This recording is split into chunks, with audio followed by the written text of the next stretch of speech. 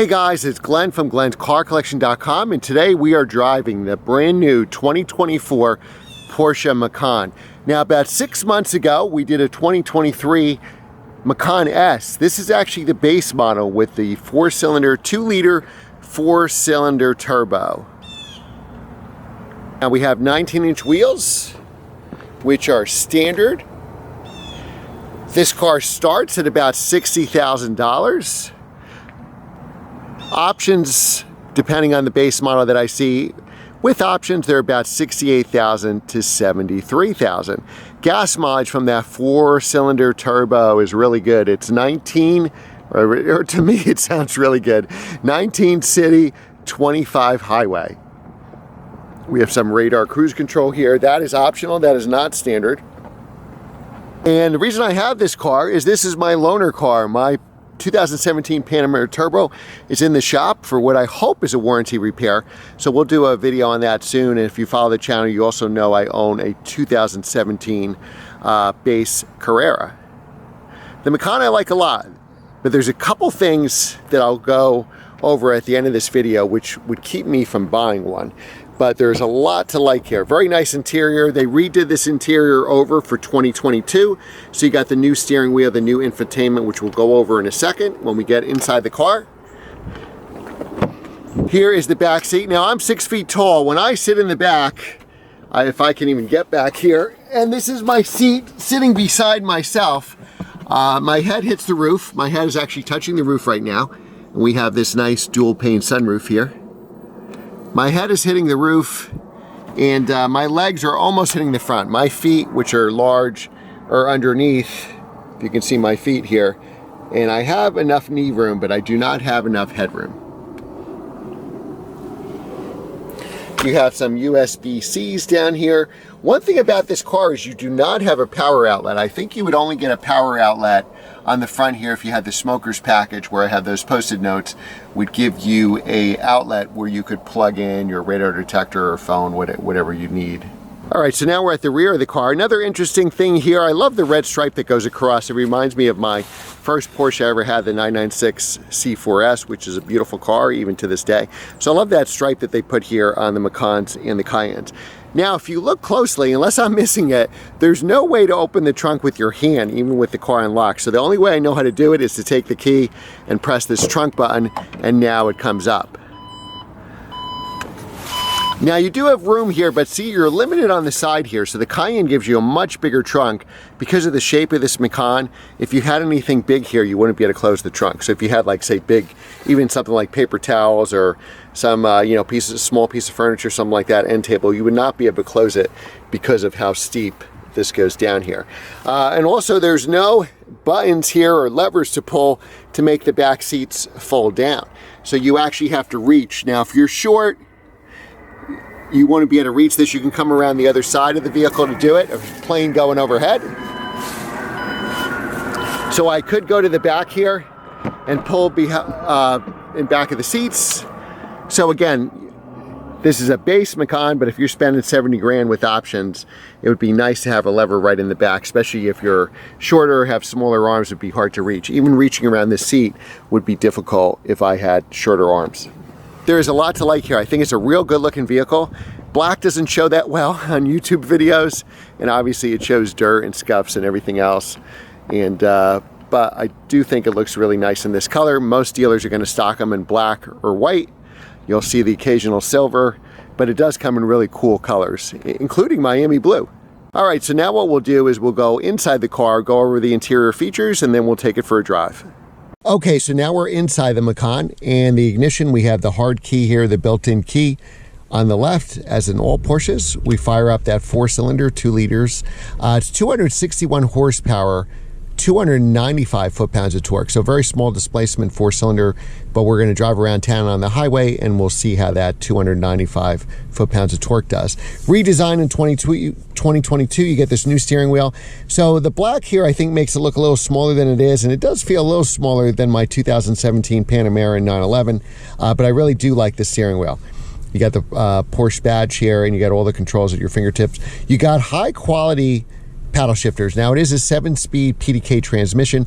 I don't know how many people who buy base Macans actually use the paddle shifters, but they do feel nice. They do not feel cheap. Now, Porsche redesigned this in 2022 as well. So before, they had hard buttons originally. Before that, that's like going back to 2017 and stuff. Then they have the buttons like this, like my Panamera has. But what they've taken away in this generation, good thing, is you used to be able to see, if you look close enough, the options you didn't get, like for, in this case, cooled seats or the automatic parking assist. So now they're completely blacked out so you can't see it. I think at one point when they first went to this design is they had all the options there so they didn't have to do twice and just activate it with lights, the options you had. Now again, I think there's no place to plug in your radar detector or whatever you want to plug in. So there used to be a power outlet here, which I believe still comes with it with a smoker's package. And then there's always a power outlet here on the side, and that is missing too. So I don't know where the power outlets are in this. I didn't find it in the glove compartment. I didn't find it behind in the center console in the rear. So I don't know if there are any, because I open the center console here and I just see USB-Cs. So good news is you can plug in your iPhone, no problem. But if you wanted to put a radar detector like me, you couldn't do that. You'd have to somehow hardwire it or do something like that. So like I went over, you have the nice sunroof here. This car has heated seats, but not cooled seats. And Porsche back in the day, like going back to the 997s, you had the Sport Chrono if you had the Sport Chrono package. So he gave you that sport mode, the lively throttle response. Now in every car, and I got confused when I had the Macan S 6 months ago. I thought I had the Sport Chrono, but I only saw a Sport button, not Sport Plus. And basically, if you don't have the Sport Chrono option, you just get a regular clock here. So this is not the lap timer. But looking real quick, when I had the Macan S loaner, I thought I had that. And then I realized, obviously, I didn't. It was just a clock. So there's no Sport Plus on this car because the way this car is configured, there's no Sport Chrono. So we get the clock instead of the lap timer, which is fine. Now, we're going to drive probably in sport because the engine is very, to be efficient, the engine is very lethargic in normal mode. Now, if you're just using this to go to the Wegmans and the school pickup line, you probably don't ever need sport mode. But if you want to drive it like an enthusiast, I would use this sport mode all the time on this car. So this car doesn't have cooled seats, this particular car. They are optional. It does have heated seats. Now, Porsche, the heated steering wheel, just like on my cars, it's right here. So we press it to activate it, and then it'll warm up pretty quick, and then we shut it off by pressing it again. Now, I would have never found that button in a million years. I probably had to watch a YouTube video to find that. So now infotainment. It is wireless. Apple CarPlay came in 2017, so both of my Porsches have it. You got to be plugged in your phone to use it. This is wireless, so I can do anything from this phone. We can go through other features on the car, and we can go through displays and systems and everything. You can play around with brightness, and you can get your apps for the car, different sounds for the stereos. There's a fader and balance, so we can move that all around if we want it more towards the front to the back. You can go to different devices. Again, you could do the Bluetooth. Now, backup camera, regular navigation. So this screen is actually bigger too. It's larger than the old Macans and more, I guess, rectangular and longer. Then you can go into the CarPlay, and again, you can play with all the other devices.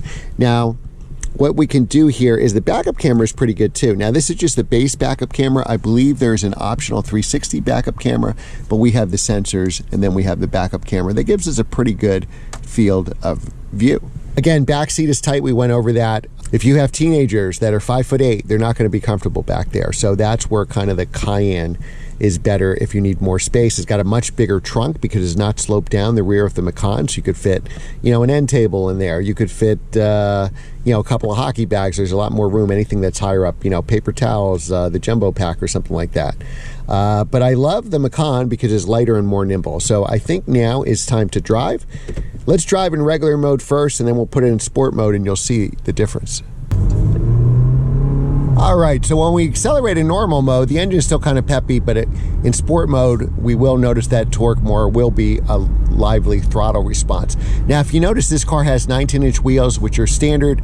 I believe 20 inches are optional. It's got a really high sidewall, and what that does is that makes it a lot smoother.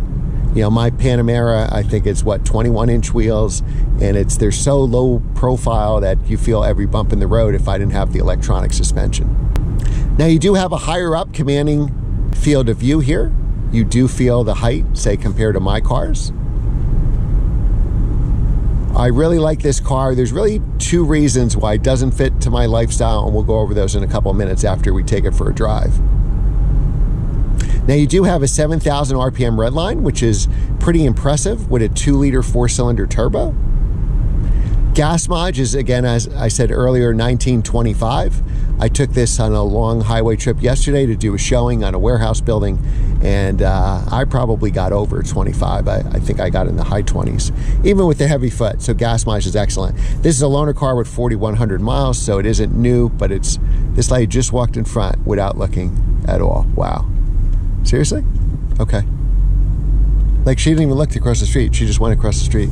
Okay. All right. All right, so now we're putting in sport mode. So notice the difference how it gets louder already. Sport's off. We're going to turn it on. You'll hear the difference. See how the engine got louder already? Now the throttle is a lot more livelier. I feel like I don't have to push the pedal down much at all to get more of a throttle response. Where before, in non-sport mode, regular mode, it kind of felt like the engine was asleep. Now I know why it's doing that, try to be efficient, but sometimes you need to have some fun too. Now, as far as pricing goes, these start at $60,000. I said the ones that they had here for the loaner cars were between $68,000 and $73,000 with options.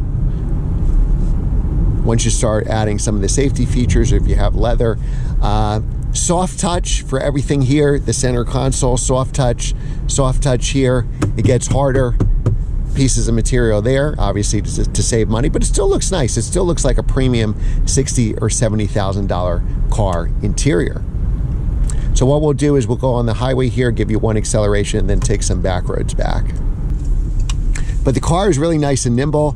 Now, the brakes, if you have to stop like on the highway or stop short, the brakes are definitely a step down from my cars. My cars are sports cars. The Panamera Turbo has ceramics. My 911 has base brakes, which is not as large as, say, Carrera S brakes, but they do the job. I've done a lot of, as you've seen on the channel, I've done a lot of spirited drives with those, and those brakes really hold you. That's my camera shaking here, sorry. But brakes on this base model leave a lot to be desired. There's no turbo Macan anymore, so what they did is they took the turbo motor and horsepower and brakes and all that stuff, and they just call it a GTS now. So it used to be a GTS with the turbo.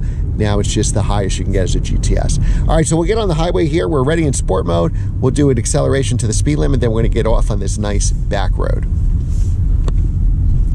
Get a little clearance here. All right, here we go. So 0 to 60 in 6 seconds. And it honestly feels a little quicker than that when you're in sport mode.